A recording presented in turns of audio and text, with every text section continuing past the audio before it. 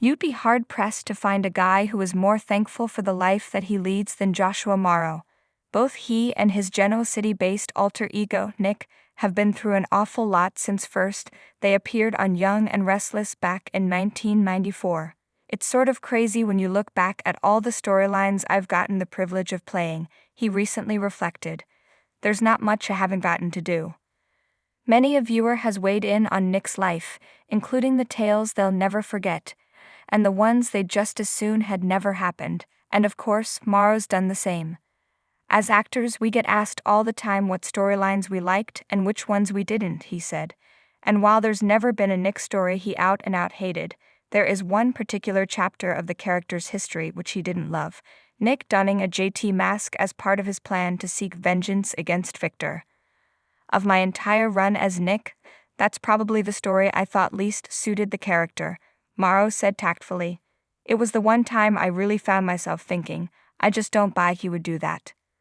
The basic problem with the story, as he saw it, wasn't Nick's agenda, but rather how it would impact other people in general and one in particular. Victoria is his best friend in the world, he said of Nick's sister. You'll recall that at the time, JT being spotted around town caused great consternation for Victoria, Sharon, Nikki, and Phyllis, who believed that they had killed and buried the guy.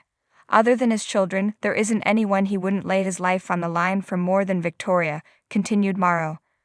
I just didn't grasp why they thought Nick would go to these lengths to torture his family. It just didn't feel like it really felt Nick's character. That said, he appreciated the uniqueness of what was unfolding and the creativity involved, especially when it came time for Nick to rip off the mask and reveal the truth to his stunned father. In true Nick style, his first words upon unmasking himself were "Sup, Dad?" The way they shot that and laid it out was all very technical, and it looked so cool on air. Ultimately, Morrow had a very laid-back attitude about the story. I've been doing this for almost 30 years, he said.